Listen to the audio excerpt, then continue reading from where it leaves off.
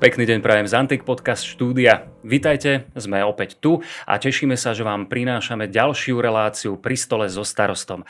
Táto relácia je o vás a pre vás, pretože otázky do našej ankety sme opäť zozbierali v mestskej časti. Dnes to bude konkrétne Sever a práve preto už vítam pri stole pána starostu mestskej časti Košice Sever, Františka Ténaja. Pekný deň. Dobrý deň. Ako som hovoril, je to o vás a pre vás, dotkneme sa tých najpálčivejších problémov v mestskej časti, ale opäť aj reformy, čo sa týka novely o meste Košice, pretože 28.4. schválila Národná rada novelu zákona o meste Košice.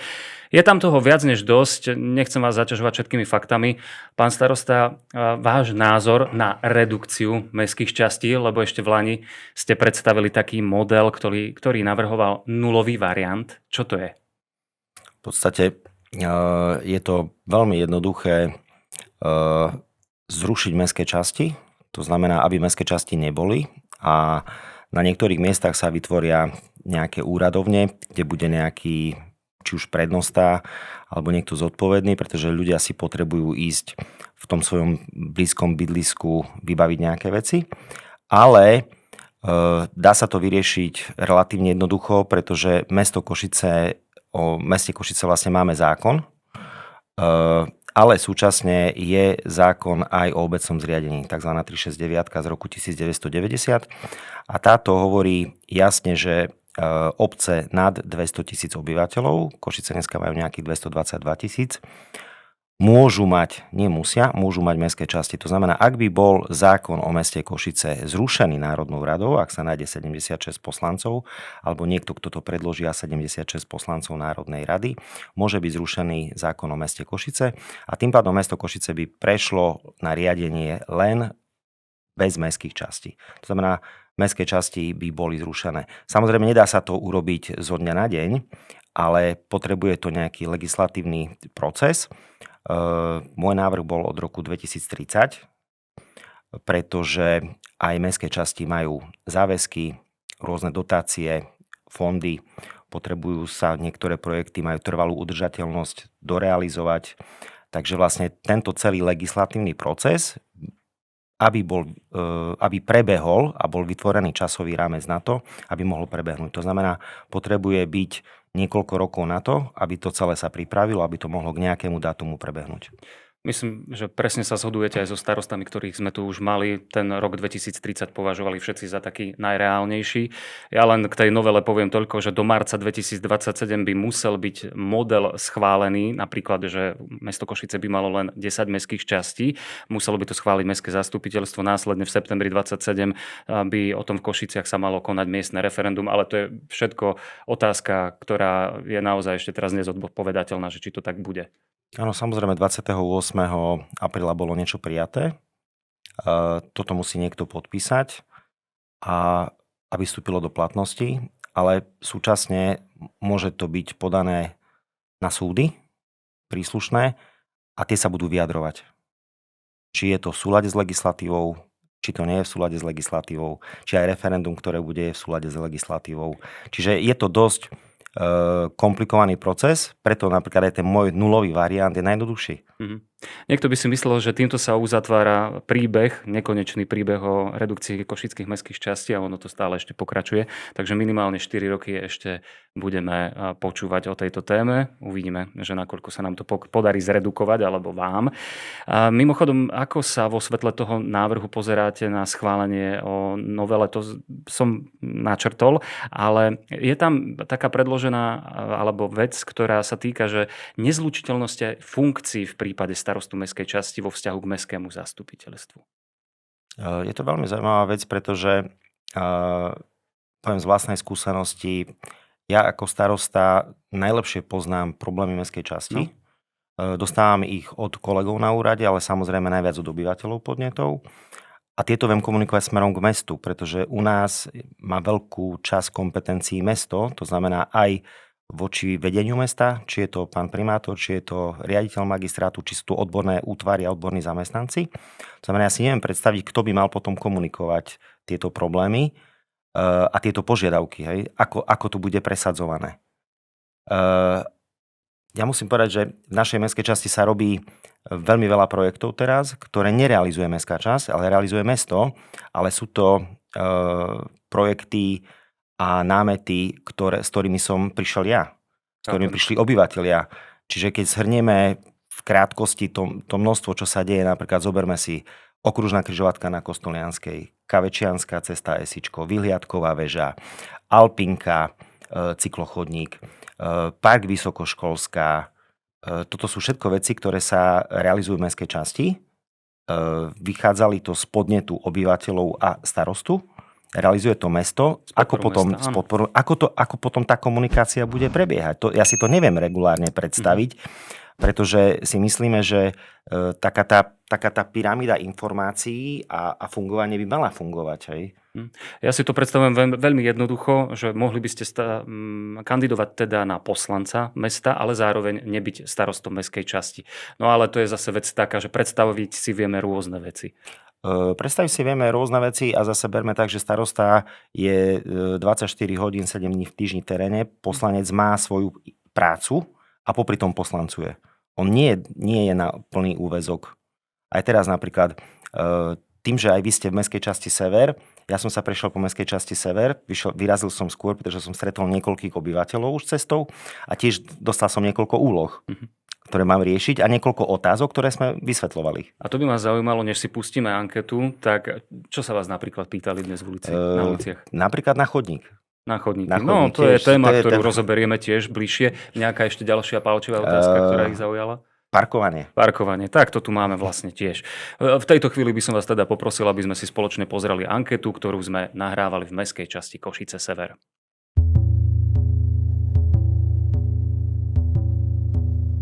My bývame na Študentskej a tam je stále neporiadok, bordel tam stále robia.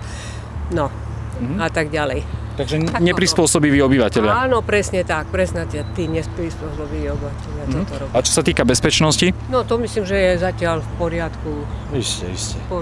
No teraz nám tam stávajú bloky nové domy, takže máme to tam rušno. Prostredie bude veľmi zaujímavé. Áno. Za nejakých rok a pol. A čakáte, že sa aj zvýši doprava? Ani veľmi. Doprava snáď ani nie. Ani nie.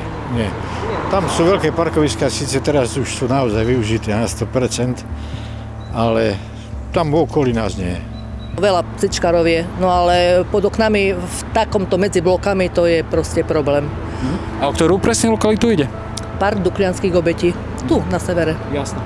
A okrem tých parkovacích miest ešte niečo, ja neviem, čistota alebo bezpečnosť? Toto je v poriadku, len tie parkovacie miesta sú strašne málo a budú sa platiť tie poplatky, ktoré ako ročne myslím, že. Čiže nesúhlasili by ste s nejakou rezidentskou zónou alebo s niečím takým? Nie, lebo pokiaľ nie sú parkovacie miesta, tak prečo by som platila za niečo, keď nemôžem to využívať? Cesty, títo od jamy, vidíte všetko. A vedľa, ja žijem na severe, a vedľa mого дому там отакі обровські ями, розумієте? No to nedobre. Ale čo sa týka cesty, alebo čo sa týka chodníkov?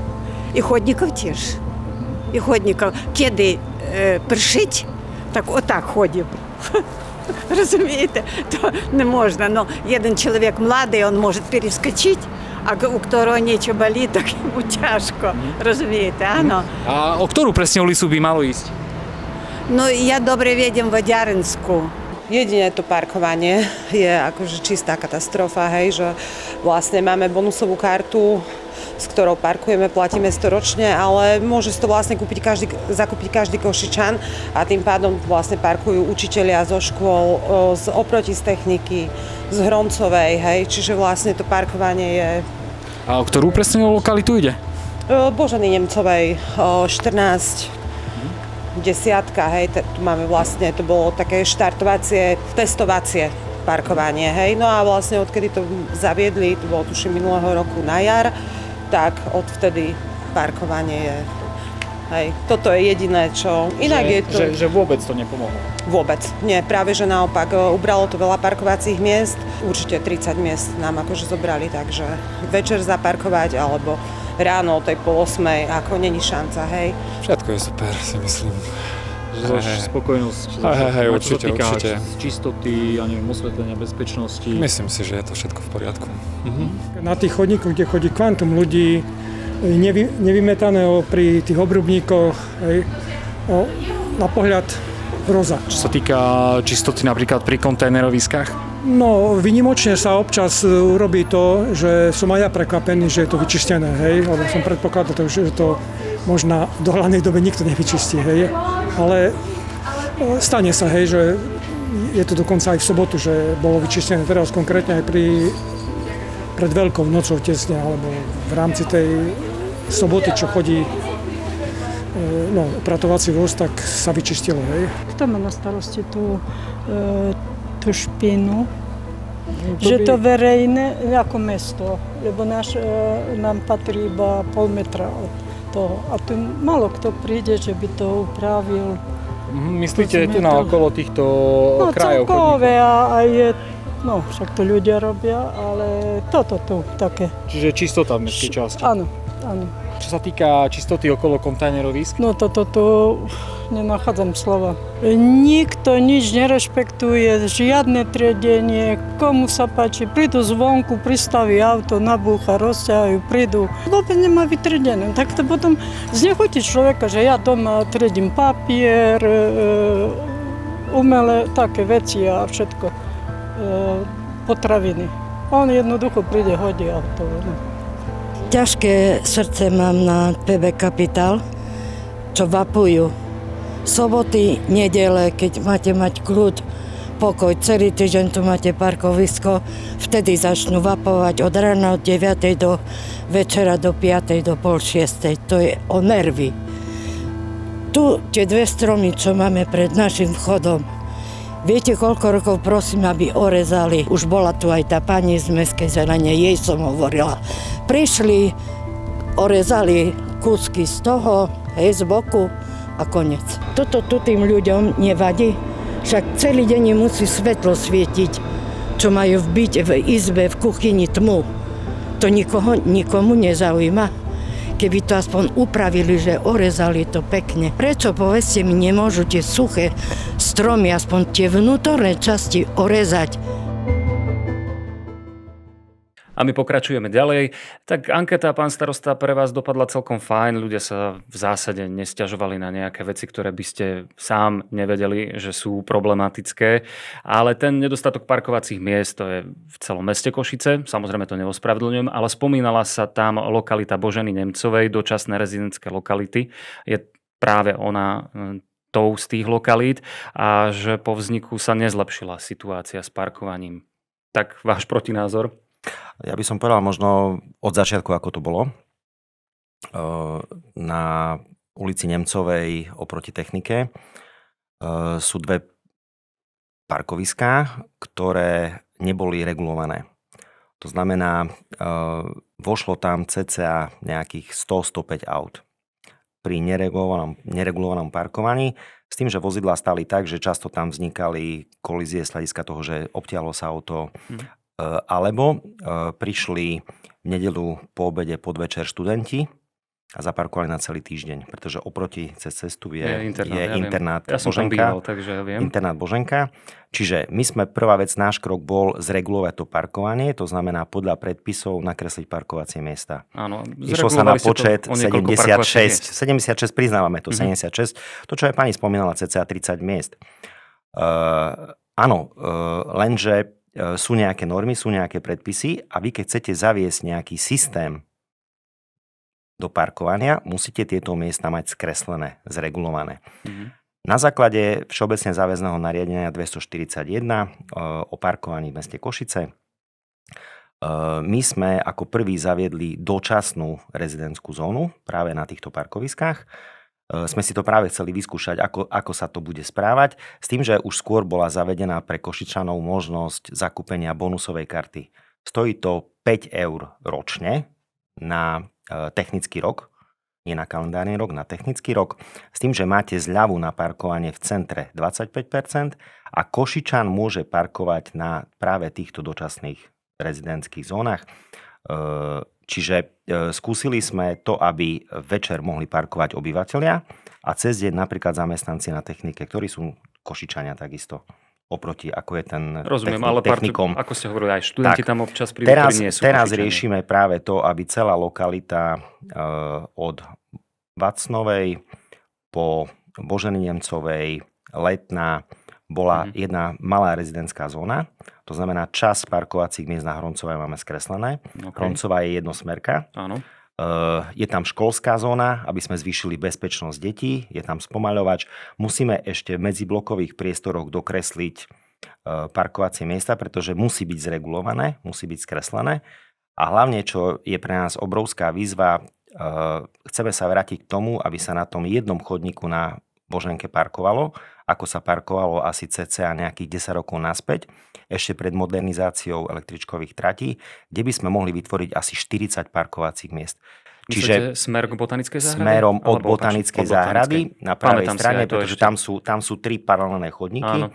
Čiže ten vedľa cesty by sa zobral na parkovanie, pretože nechceme brať zeleň na parkovacie miesta. Snažíme sa zjednosmerňovať cesty a dať autá na spevnené plochy.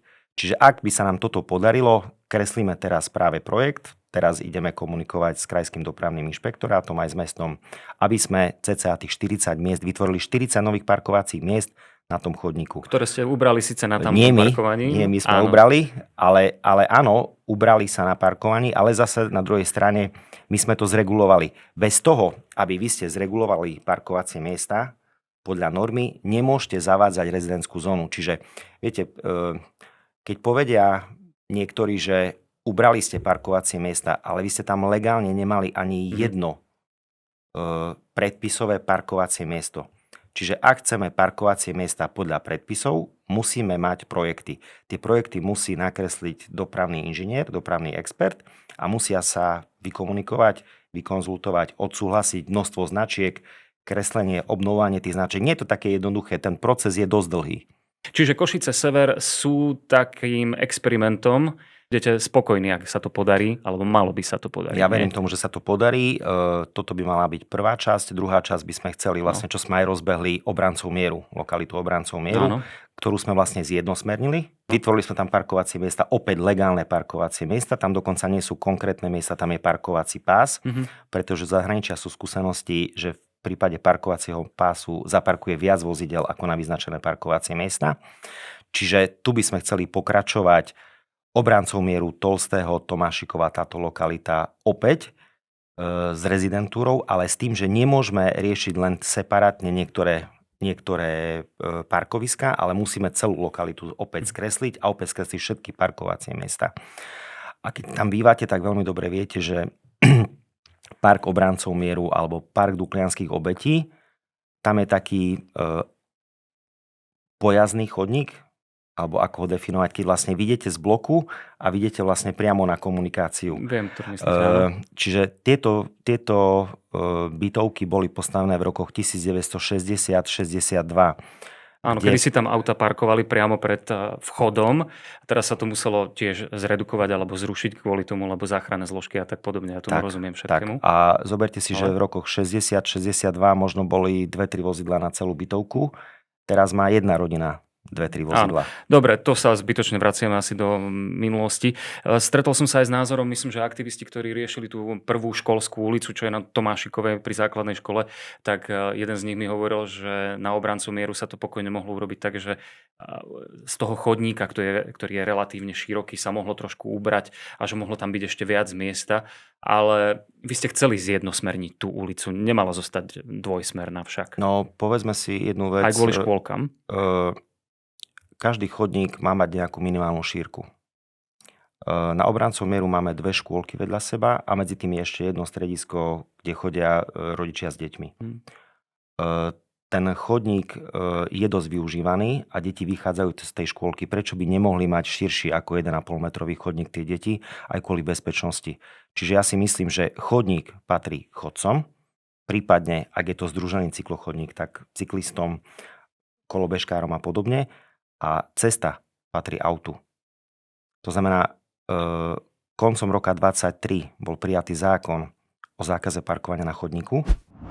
ktorý, keď sa prejdeme hoci kde, sa dodnes ďaleka nedodržiava. To je jasné. Čiže ale na druhej strane aj my sme skreslili niektoré parkovacie miesta na chodník alebo čiastočne na chodník, keď ten chodník nie je takto využívaný. Alebo na chodníky, ktoré majú 3,5, 4 metre, máme aj takéto chodníky, tak prečo by táto spevnená plocha nemohla byť využívaná aj na parkovanie? Pretože, ja to poviem tak, každý chce parkovať. To mi pripomína Tomášikovú, lebo tam je druhá časť chodníka smerom v podstate od Tolstého k Cambridgeu dosť úzka. Tam je parkovanie na chodníku. Musí to tak byť, lebo jednoducho tie parkovacie miesta sa nedajú nafúknuť ani niekde inde pridať. Ale Tomášiková zostane tak napríklad, ako je? Alebo s tým sa niečo plánuje urobiť s parkovaním ešte? Na Tomášikovej nevieme veci nafúknuť. Teoreticky vieme diskutovať o tom, či Tomášiková bude jednosmerná tak alebo onak v tej časti. Viem, že jedného času bola opačne jednosmerná, vtedy, keď sa robila modernizácia električkových tratí, čo sa neosvedčilo veľmi. Čiže zatiaľ Tomášiková ostane tak, ako je. Čo ja vidím, možno potenciál zlepšenia je to pred základnou školou Tomášiková, pretože si myslím, že to dopravné riešenie, ktoré tam je, napriek tomu, že je nové, nie je ideálne. Z hľadiska bezpečnosti, pretože auta tam zachádzajú, vychádzajú, proste dvakrát musí jedno auto prejsť. Ako by sa to dalo vyriešiť? Lebo... Možno pustením dopravy von na národnú triedu. Tak, ako máme na Hroncovej. No semafor na to tam je, to je jasné. To by... Pozrite sa na Hroncovej napríklad pred základnou školou. Je jednosmerka, rodičia ráno prichádzajú, chodí tam 750 detí do tejto školy. Je to jedna z najväčších škôl v meste. A nemáme nejaké zásadné problémy, pretože prichádzajú vozidlá jedným smerom, zastanú 3-4 vozidlá za sebou, vystúpia a idú ďalej, posúva sa kolona ďalej. Obdobne je to aj v starom meste Park Angelinum. Takisto sa zjednosmernilo. Chápem. Čiže ja si myslím osobne, že možno, že lepšie riešenie bolo aj na Tomášikovej, keby tí rodičia, ktorí nosia tam tie deti, išli jedným smerom, kiss and ride. To znamená, daj pusu dieťaťu, zakýv mu, podaj mu tašku a môžeš ísť ďalej. Bodaj by to fungovalo, len si to už neviem predstaviť vzhľadom na tie dopravné špičky, ktoré sa dejú v Košiciach. Aj vzhľadom na most Hlinková, Furča, Ťahanovce a potom, keď sa nám to ešte pri Tomášikovej malo takto zliať. Akože bodaj by to fungovalo, ale neviem si to predstaviť. Keď môžem na toto v krátkosti zareagovať, máme nejaký rad semaforov. Tomášiková vlastne pokračuje aj na druhú stranu. Čiže ak by sa ten semafor pre chodcov posunul troška nižšie, urobil by sa výjazd, zosúladila by sa semafory od Mieru až po Národnú banku v jednej línii. Ja si myslím, že ak máme už semafory na tejto ceste, dá sa to urobiť tak, aby to bolo plynulé a bezpečne. Poďme na tie chodníky, lebo toto trápilo občanov. Opäť ja sa zdržím obrancov Mieru. 2 roky je tam vykopávka. Áno, vodári to dali do stavu, ako to oni majú urobiť. Čiže zasypali to štrkom a relatívne, a vlastne nie relatívne, ale úplne nový chodník zostal v jednej časti 2x3 metre rozkopaný. Je to tak 3 roky. A takýchto vecí je určite viac v mestskej časti. Tak ako sa to rieši? Riešia sa vôbec? Bude sa to... Lebo dosť dlho to trvá naozaj, pán starosta. Áno, my upozorňujeme vodárne práve na tieto rozkopávky, ktorým sa nevenujú. No. Táto rozkopávka, o ktorej hovoríte, bola na chvíľku zaasfaltovaná, potom zasa rozkopali. To je pred tým centrom, medzi tými dvoma škôlkami. Pred Hubertou. Presne tak. Čiže na chvíľku to bolo zaasfaltované. Sme z toho smutní, že práve nový asfalt, ktorý sme tam dali, ktorý sa tam dal, či už chodník alebo cesta, že sa to rozkopalo, ale to je práve to, čo my na severe najviac zápasíme. Sú staré rozvody, ktoré sú pod tým. Tam, kde ja bývam, máme teraz najnovšie každý týždeň nejakú haváriu, poruchu, pretože máme veľmi staré rozvody. Je to časť, ktorá má skoro 100-ročné domy. Tie rozvody na niektorých miestach alebo prípojky sú podobné. Dokonca nastávajú tam problémy charakteru. Rozkope sa asi už na 5. krát sa v blízkosti tej istej poruchy sa udeje ďalšia porucha. Čiže my sa snažíme, aj keď to nie je naša starosť, vodárne naháňať aj z hľadiska toho, že aby sa to opravilo naspäť. Tu je to klasický príklad toho, že ako sa nekoná. Áno, ale pokiaľ viem, tak vodárne nemajú dať chodník úplne do pôvodného stavu, len tú dieru. Nie, chodník by malo opraviť mesto. Bavíme sa ďalej o asfalte. Dobre, Dobre, ak sa bavíme o chodníkoch, pred niekoľkými rokmi sme prijali na mestskom zastupiteľstve a tu je vlastne aj pozícia toho starostu, kde nielen ja, ale aj ostatní starostovia sme tlačili na to, aby sme investovali peniaze do opravy chodníkov. Pretože obnovuje sa nám obyvateľstvo, prichádza množstvo mladých obyvateľov do mestskej časti, mamičky potrebujú kočikovať, deti potrebujú chodiť aj na nejakých bicykloch, odrážadlách po týchto chodníkoch. To znamená, aby sme sa sústredili na chodníky a obnovali ich povrch a robili nejaké súvislé opravy chodníkov. Čiže keď si všimnete práve aj Obrancov mieru, množstvo chodníkov na Podhradovej, aj v ďalších lokalitách Hroncová sa menia súvislo povrchy, len máme problém práve s tým, že potom o nejaký čas je nejaká havária a ten chodník, pekne urobený chodník alebo pekne urobená cesta je rozkopaná. Čiže napríklad preto sa aj do niektorých oprav komunikácií ani nepúšťame. Tomášikova mi napadla teraz, lebo na Tomášikovej na druhej strane, vlastne smerom k SPŠke, tam sa tiež udialo niečo, že potrebovali vyriešiť asi odtoky zo strechy, nemyslím. A teraz, respektíve ten chodník už vyzerá rokúce zle a teraz ho ešte viac vyfrezovali alebo zadierovali. No, na Tomášikovej práve tento rok by sa mal by sa vymeniť povrch chodníka pred bytovkami, to znamená Tomášikova 1 až 25. Čiže od Cambridgeu až po križovatku Tolstého. Práve pred bytovkou by sa ten chodník mal opraviť, pretože už konečne sa odstránili tie problémy s tými dažďovými zvodmi, ktoré tam boli. Len ako vravíte, tie staršie bytovky môžu mať aj iné problémy do budúcna, ale tomu sa nevyhneme. Práve v tej lokalite, kde ja bývam, Havlíčková, Urbánková, Gogoľová, Hurbanová, sa aj opravili niektoré chodníky súvislo, ale sme aj pozastavili ďalšiu opravu, pretože plynári a elektrikári tam idú meniť rozvody. To znamená, ideálne by bolo, keby aj vodári vymenili rozvody a potom by to bolo krásne, všetko pekné, čisté, voňavé.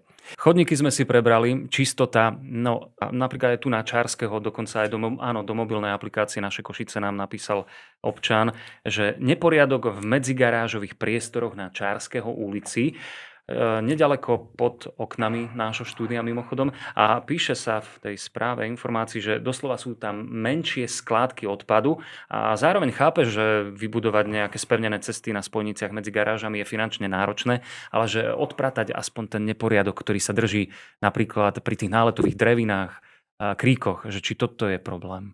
Alebo nie sú na to ľudia?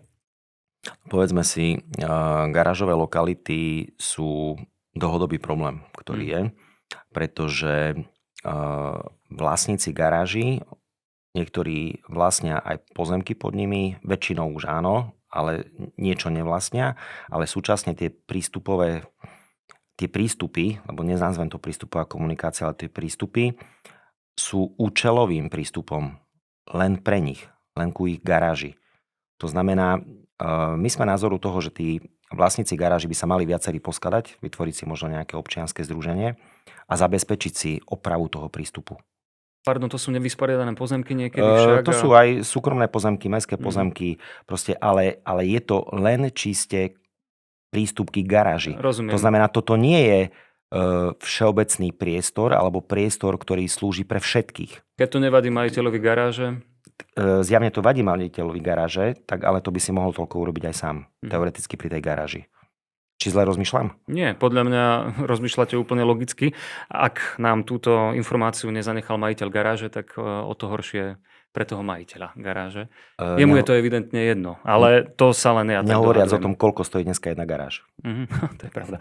Dobre, s čistením v mestskej časti je to ako, lebo kontajneroviská viem, pohybujem sa, bývam tu naozaj, takže viem, že niektoré sú na tom oveľa lepšie, niektoré horšie. No, my sme prijali jednu základnú vec, keď som nastúpil, a to, aby sme kontajnery dávali nejak dokopy, vytvárali také väčšie kontajneroviská, pretože ešte stále sú lokality, kde máme napríklad kontajnery po jednom krížom krážom, pekné rôzne farebné. Áno, jedno v kontajnerovisku, ďalšie na trávniku. Toto je na Tomášikovej napríklad. Tak, čiže vidíte to veľmi dobre. Snažíme sa vytvárať kontajneroviska pre nejakých 8 kontajnerov, ale čo sa aj začalo diať, vlastne začali sa stavať polopodzemné kontajnery. Máme postavených prvých 5 v mestskej časti. V priebehu tohto roka by malo sa postaviť ďalších 5. Bol dlhodobý problém na Vodárenskej ulici. Tam nám prichádzali cudzie dodávky, ktoré vykladali aj stavebný odpad, aj nadrozmerný nejaký odpad. Toto sa nám podarilo odstrániť. V rôznych ďalších lokalitách sme dali kontajnery troška dokopy. Vytvorili sme aj také, ako to volajú kolegovia, také fashion kontajneroviska. Kiždyho dvor napríklad, ale ten dvor, je pekný. Ale tam je viacero, aj na Tomášikovej sme urobili také, či na Tolstého sme urobili také malé kontajneroviska, takisto, aby sme dali dokopy tie kontajnery a aby zase aj tie kontajnery nesvietili.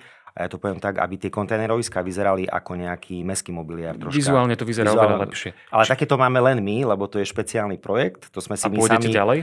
My sme si to sami nakreslili, vymysleli a v tomto pôjdeme ďalej v tomto. Aj so zlučovaním kontajnerov do takýchto kontajnerovisk. Samozrejme vnímame tú čistotu veľmi intenzívne.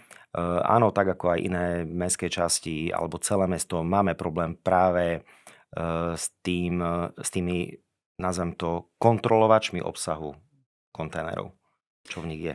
Keď hovoríme o čistote a máme tu aj názor z ankety, spolunažívanie so psíčkarmi. Ale to je zase problém, ktorý je v každej mestskej časti. Rieši sa to nejak? Má občan nejakú možnosť, ako na to upozorniť? Alebo len jednoducho nezodpovedného psíčkara vyzvať, aby si to odpratal? Tak samozrejme ideálne je, keď vyzve rovno toho psíčkara. Alebo že či neplánujete, dať aspoň nádoby pre psíčkarov na viac úsekov? Rozmiestnili sme už 20 špeciálnych nádob na kontajnery, kde vlastne na vrchu je ako poštová schránka, vlastne skadiaľ si vedia vybrať sáčok psíčkári a dole pod tým je vlastne nádoba. Takýchto sme umiestnili viac ako 20 už mestskej časti, hlavne aj v komunikácii s psíčkármi, kde to vlastne, kde chodia v týchto lokalitách, kde to najviac sa podarí tým domácim miláčikom zrealizovať, poviem to takto, čiže tam, aby to mohli pozbierať. Máme na Aničke, máme v zóne rodinných domov pri Ťahanovských riadkoch, máme v zóne rodinných domov v Črmeli, máme aj v lokalite Hroncová Nemcovej, čiže máme takéto koše. Samozrejme, budeme radi, ak si psíčkári uvedomia to, že vlastne mali by chodiť vždy s nejakým sáčkom a môžu to hodiť do klasického čierneho kontajnera. Akože. Nie je problém umiestniť kôš. Problém je s tým, že sa o ňo musíte starať pravidelne, pravidelne ho vynášať. A keby tam dávali psíčkári len to, čo tam majú dávať, ale niekedy sa tam dávajú aj iné veci, to znamená, ten kôš je pravidelne kontrolovaný v nejakej frekvencii, ale keď tam niekto prinesie niečo väčšie a sa to rýchle naplní, tak je potom s tým problém. V Lani ste ešte uvažovali nad presunom park Duklianskych hrdinov, že výbeh pre psy sa presunie niekam inám. Neviem, realizuje sa to nejako? Posunul sa tento projekt, alebo zostávate pri tom modele, ako je? Ja som oslovil aj našich poslancov na severe, aby sme sa tomu začali venovať. Nejak to zastalo, ja to takto poviem. Máme 4 výbehy pre psov. Tento jediný je taký, nazvem to, problémový, pretože je veľký a je dosť na nešťastnom mieste.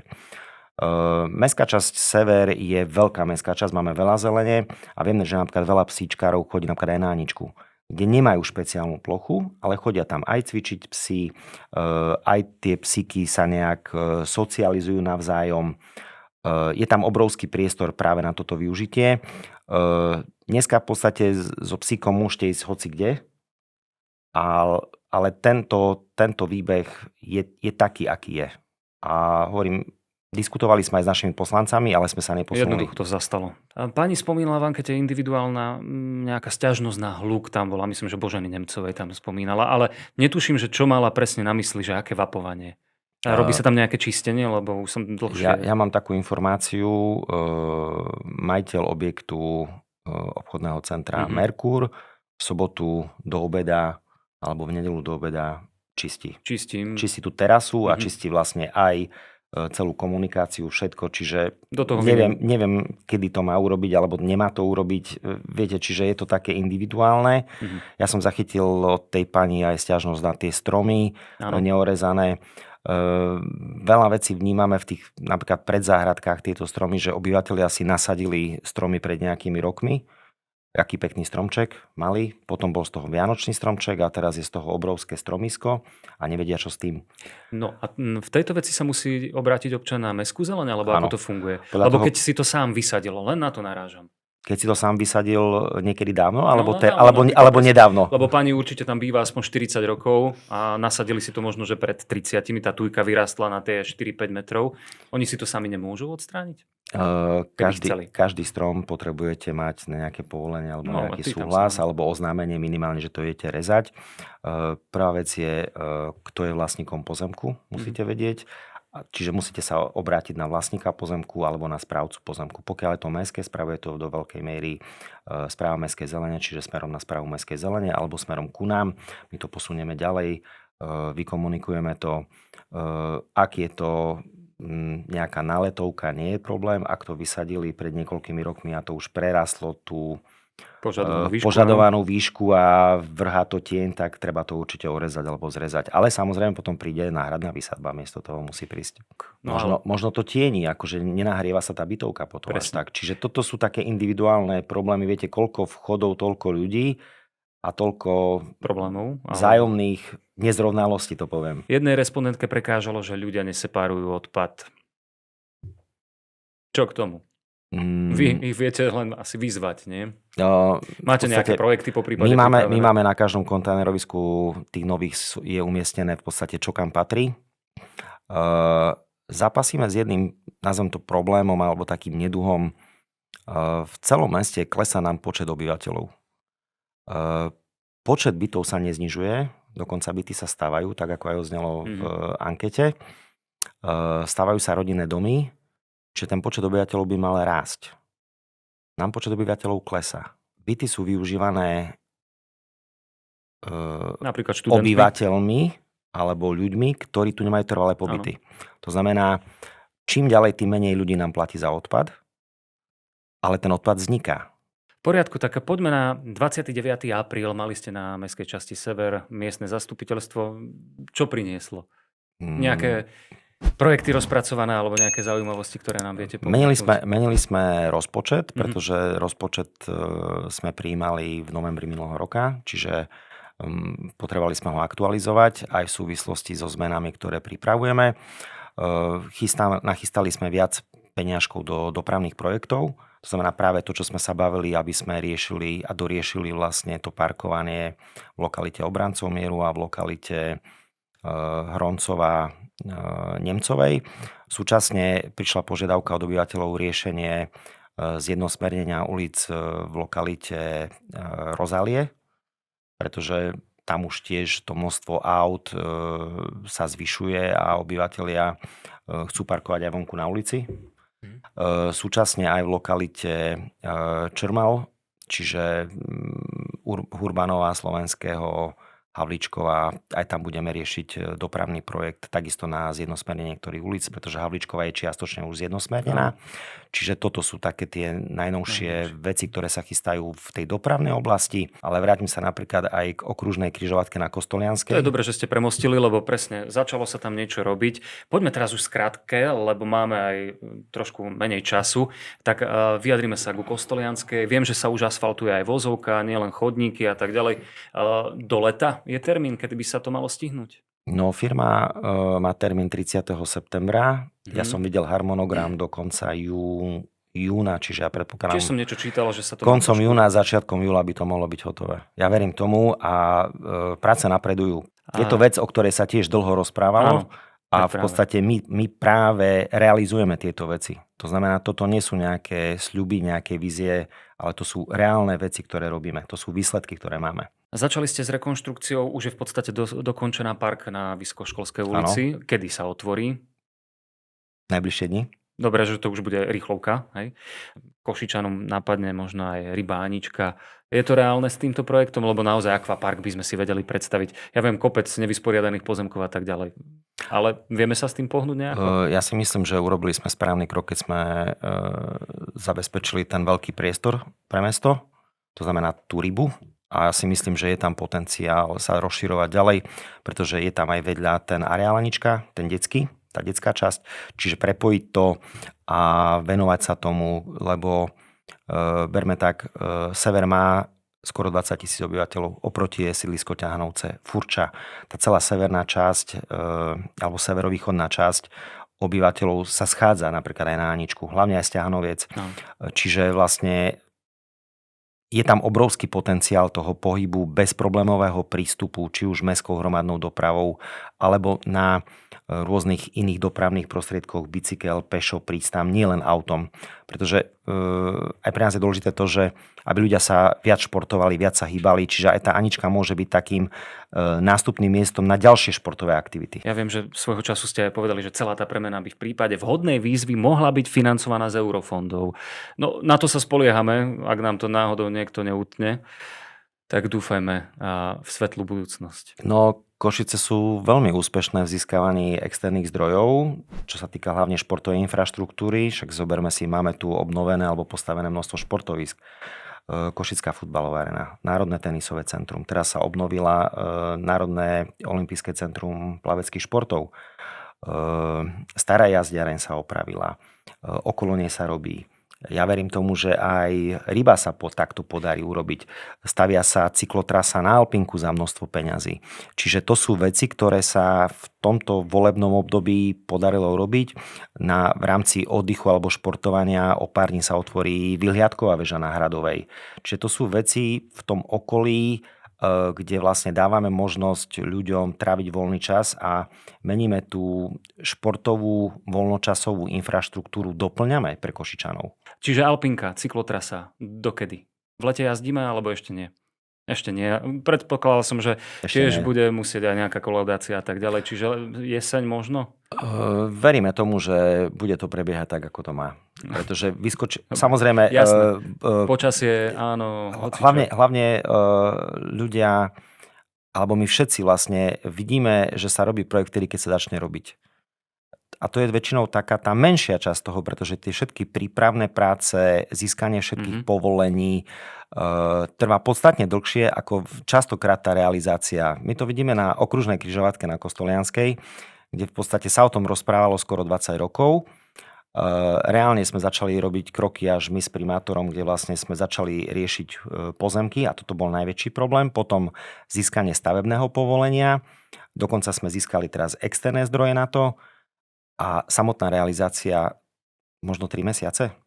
Čiže je to úplne maličký úsek z toho všetkého, tých prípravných prác a toto my často ani nevieme, čo v tej príprave pred tým začatím, pred tým prvým nazvem to zakopaním, koľko všelijakých papierov, povolení, zdržaní nás očakáva. Pán starosta, ďakujem veľmi pekne, že ste prijali pozvanie. Nech sa vám darí a verím, že v mestskej časti Košice Sever sa tiež všetko dokončí v tých termínoch, ako plánujete. Ďakujem veľmi pekne za túto možnosť.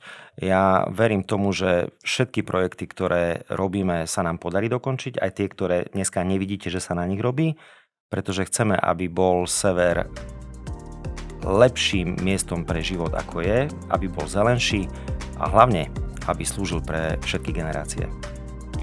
Ďakujeme pekne za pozornosť, sledovali ste ďalšiu reláciu Pri stole so starostom. Dnes bol s nami pán starosta mestskej časti Košice Sever, František Ténaj. Dovidenia. Objavte aplikáciu Naše Košice, dostupnú na Google Play a App Store. A nezabudnite odoberať náš kanál.